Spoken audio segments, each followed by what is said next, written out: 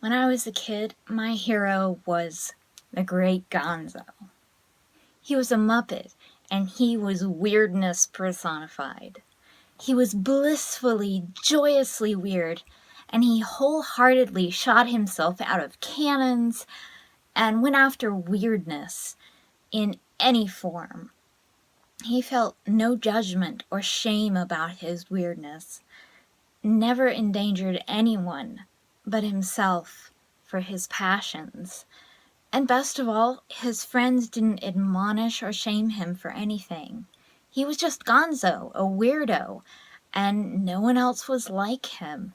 And he was happy and he loved his friends, and they loved and accepted him as he was. He was my hero. On a playground in elementary school, a kid called me weird. I was over the moon and practically shouted, "Thank you!" at the kid, who of course ran away. And it didn't occur to me until over 30 years later that the kid had been probably trying to insult or shame me or make me uncomfortable. And it made me think about the way that some oppressed groups are trying to reclaim words that have been used to shame them for themselves. That if insults aren't taken as such, they lose their power. It would be nice if that worked, right? Unfortunately, most of the time it doesn't. Because when people are trying to hurt you, when powerful people are trying to hurt you, they usually don't stop at words and are often backed up by lots of other people and lots of power. However, no one can ever insult me by calling me weird. All I can do is either signal that they too are weird, or if they're obviously uncomfortable, rule themselves out of eligibility for my attention for the rest of forever. I am proud to be weird. A weirdo. I am a proud weirdo. Now we come to the harder part, and that is that I self-identify as crazy. And I know this is a difficult word for a lot of people and is a slur against the mentally ill. I happen to think that in order to be human, we all have to be a little crazy. We have to be at least a little in denial of reality in order to get through the day and meet the cultural and social requirements for what we've collectively agreed on as sane and functional. Otherwise, we would just all hide under the beds and be weeping uncontrollably. Mental illness is not a joke, though, and the mentally ill are badly mistreated. Here's something that isn't said enough. The mentally ill are many, many, many more times likely to be victims of violent crime than perpetrators of it. The mentally ill are many, many, many times more likely to be the victims of violent crime than perpetrators of it. What happens is perpetrators like to claim mental illness to try to dodge responsibility. But if you're competent enough to isolate your target, to choose targets who are less powerful or less likely to fight back, to cover up or reduce the amount of evidence, to commit the crime in such a way that indicates that you are aware that there are negative consequences should you be observed, caught, proved to have done what you did, then the mental illness defense is possibly an attempt to dodge responsibility. I'm not saying that the perpetrators may not also be mentally ill, because, as I said earlier, I think we're all a little bit crazy. The difference is that some of us take responsibility for who and what we are and compensate for the things that might cause harm to our environments and others' lives, and some just make excuses. So some of the best and most responsible and compassionate and empathetic and humble people that I know have mental illness diagnoses, and they are the most self-aware and careful and often overly apologetic and also most abused and targeted and sadly mistreated people on this planet. Some of the worst and scariest and most dangerous and violent and abusive people I've ever had the misfortune to meet have had the exact same diagnoses, but instead of doing a damn thing about it, use them as excuses for doing nothing and hide behind persecution complexes. And they're surrounded by people who do the same thing, using mental illness as an excuse for the behaviors that they do, the abusive, harmful behaviors toward other people. So here's my thing. Mental illness does not define character. That's my thesis, that's my rock-hard belief, and I stand by it. Mental illness has nothing to do with character. What defines our character is what we do about what is inside us, what we live with, what we grew up with, what we genetically have, our surroundings, our inner lives, our circumstances, our limitations and strengths, what we think, what we believe, what we feel. Our character is defined by the choices we make, not our diagnoses, not our treatment plans or lack thereof, not the chemicals we necessarily put into ourselves or not, but what we personally know about ourselves and then choose to do with that knowledge every single moment of every day.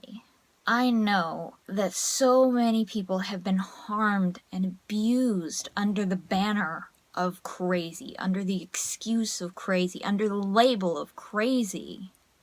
The crazy has been used to lock up and torture these people and take away their liberties and their rights to their bodies and their minds and their neurochemistries, and every single choice violated and taken away because of that word. And it can be a loaded word, and I will never use it against another person, with one single exception I'll mention in a moment. I will never use it pejoratively to hurt someone. Other than the blanket statement, I think we're all a little crazy. I never have and never intend to call someone crazy, but I know just hearing it is a problem and a trigger for people, and I appreciate that because there are words that do that for me. There may be a day when I don't use that word anymore. But the thing is that calling myself crazy was liberating because I was taking that weapon away from other people. I was taking it away so that they couldn't hurt me with it. I was taking it away so that if they did call me crazy, I would say, so are you, but I'm doing something about it. What are you doing about it? That would be the only instance in which I would call somebody else crazy, is if they said, you're crazy. I'd say, well, so are you. I'm doing something about it. What are you doing about it?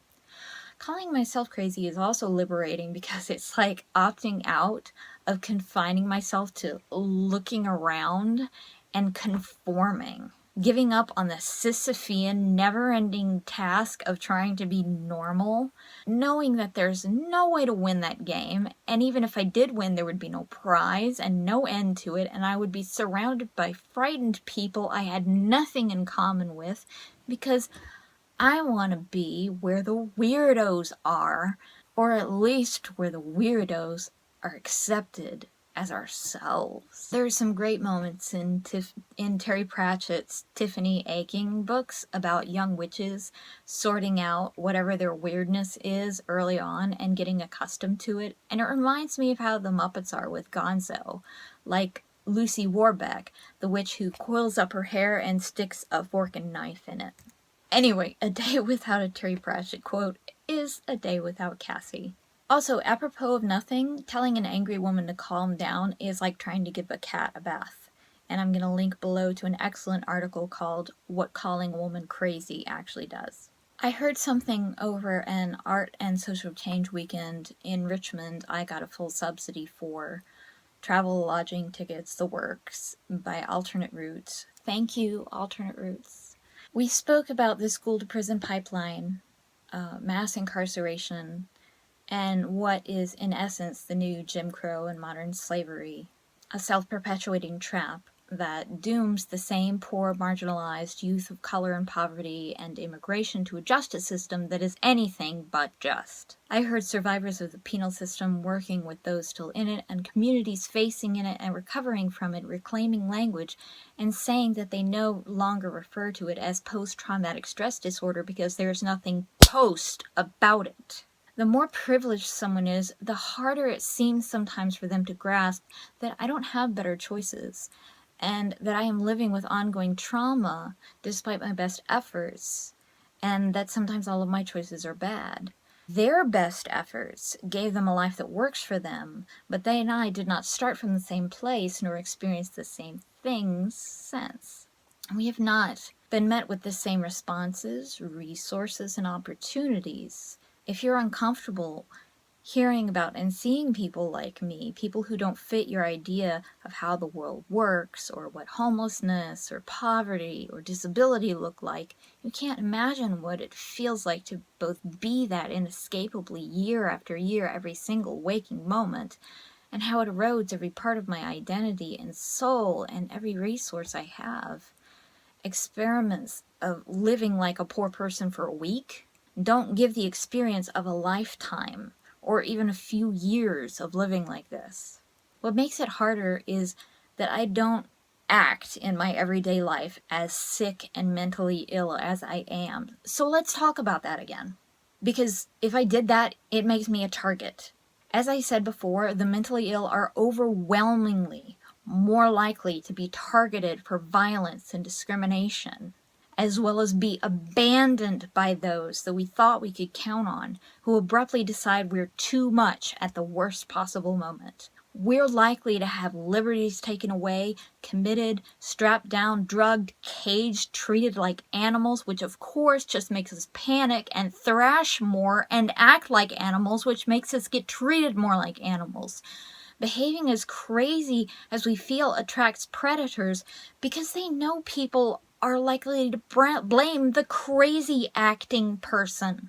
Stigma is intense and we know it.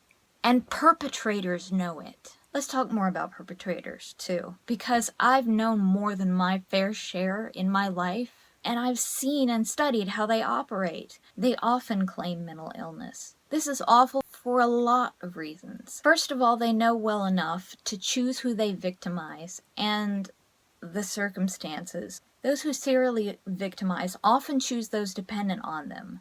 For instance, children, students, employees, intimate partners, or those who are alone. They choose those without families, whose families don't care, who are in pain, who are alone, who are struggling. They choose those who are mentally ill or in some way less powerful or physically or socially able to defend themselves or financially able to defend themselves. Perpetrators get them alone. Perpetrators ensure that there are few to no witnesses and are proactive about getting their story out there first after the incident or incidents. They're charming and powerful people all the time. They build up public personas and know how to charm and schmooze. I grew up surrounded by nothing but perpetrators and have spent a lot of time being harangued with their point of view, and coming to understand myself has meant coming to grips with the truth. They reduce and remove and tamper with evidence. Even before anything takes place, they discredit and isolate their targets.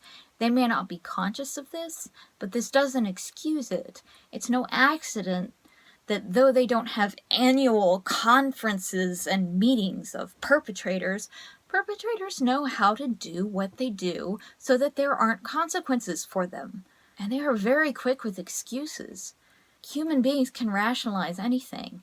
They are abnormally calm and know what buttons to push and do it publicly to further discredit their victims as their victims get more and more worked up and agitated and angry, because socially we're programmed to think that the person who's upset is the person who is in the wrong. They undermine reputations. These have all happened to me, and I've witnessed them happening to others. Sometimes the worst thing is the bystanders who are silent or just go along, possibly relieved that it's not them, but eventually it probably will be. as the perpetrators lose their targets, get bored or disappointed, and move on to the next target. They're also masters of the non-apology apology. Nothing is ever their fault. It's quickly about their public tearful performance and reforms and re-wooing their victim, but always with an audience and never changing, demanding forgiveness for the good of the victim. Claiming mental illness when it goes that far to the justice system, claiming mental illness as the reason for their crime, is awful. It makes those of us who struggle with mental illness look like we, all of us, harm others because of our mental illness. It makes us look manipulative, secretively harming others behind closed doors. And it lets people who harm others off the hook. Worst of all, it can institutionalize people who like hurting others alongside mentally ill people who don't, who, as I said, are some of the most likely to be victimized and disbelieved when we tell our story. We're locked up with people pretending to be mentally ill, but who like hurting people, who are harrying the poor staff, and have access to some of the most vulnerable and damaged people who exist. It's no fun in lockup, but even worse when there are beasts in there who went to the extremely sane forethought of covering what they did because they didn't want the consequences. If they had harmed out of insanity, those plans and furtiveness, they would not have been there. I have seen people harm others out of insanity and out of just sheer all too normal human cruelty. And there's a difference. Whew, so that was really dark. And I just want to take a deep breath and return gently to where we started, to my pride in being weird. Weird, a weirdo. A joyous weirdo like the great Gonzo. Being wholeheartedly, happily, joyfully different. And being, yes, crazy, but crazy with accountability and responsibility and empathy and humility. Mental illness is, to me, not just a spectrum, but a continuum, and one we're only just beginning to get inklings of understandings of. It wasn't that long ago we had really barbaric treatments and horrifying misunderstandings of what happens to human minds when things go wrong and how and why. Functional MRIs show brains in action, and that helps, and technology and other different therapies are starting to play catch-up, but there's also a lot of static and bullshit going around in the form of really bad science and irreproducible results and bad studies and therapies that haven't been studied at all and so forth. It's making things harder and more confusing for consumers and therapists and scientists and lay people and basically everyone, especially when all of these are presented side by side as if they're all alike, and they're not. I'm not even going to start talking about that circus of ass haberdashery, except just be critical. Think about things, study things, really investigate, and don't take things at face value. But what I wanted to say, what I really wanted to say was this. I'm getting worse.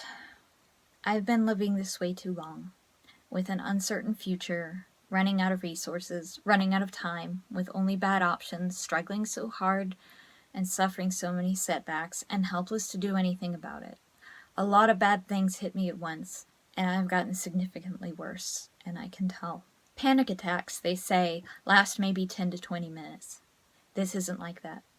I've gone into fight or flight, unrelenting panic right now. It's hard for me to concentrate, to focus, to remember things. I've done everything I can, but the problem isn't chemical. The problem is situational. The problem is I have no future, and it's been this way so long that my system can't cope anymore, and everything is breaking down. It's not something most people can understand, and I expect a lot of people watching this and listening to this won't. Particularly if you've never had to live on the edge for a really, really, really long time with no future and no control, and a lot of helplessness and hopelessness. constant panic, constant trauma that never ends, nightmares that I never wake up from. The last time I felt like this, I couldn't respond appropriately. I was constantly in fight or flight mode, constantly on the defensive, constantly pouring out words, and I found out that quite often the more you talk about something, the worse it gets.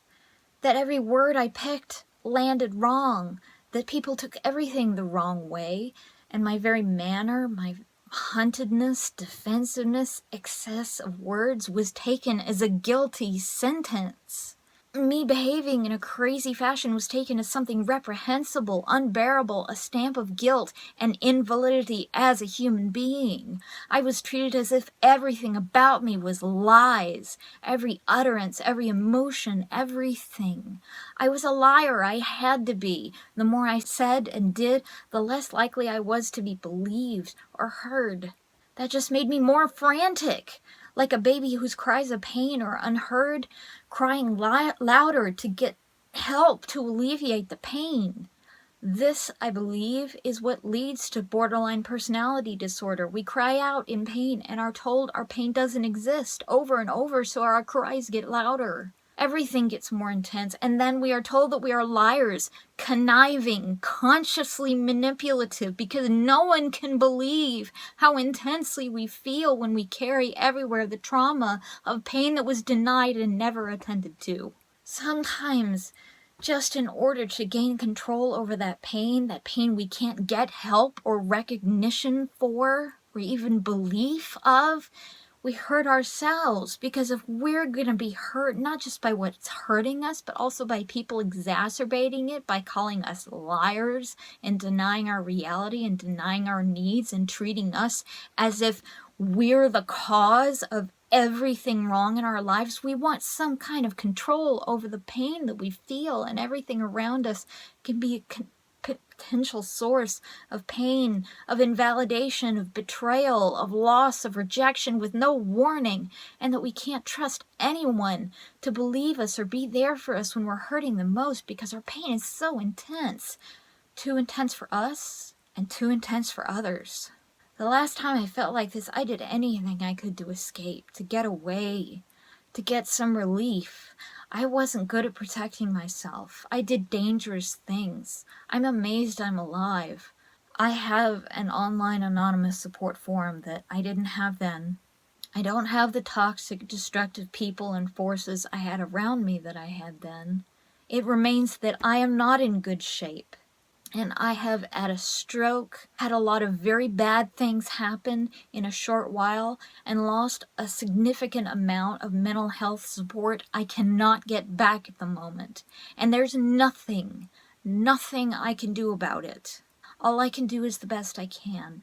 I'm trapped in a situation much like what I had as a child, trapped in a place that I can't get out of, except that unlike when I was a child, I have a whole lifetime of more memories of trauma and pain that I didn't have then. I don't want to live like this anymore. This is beyond what a human being should be expected to endure, even without the pain that haunts my waking and sleeping.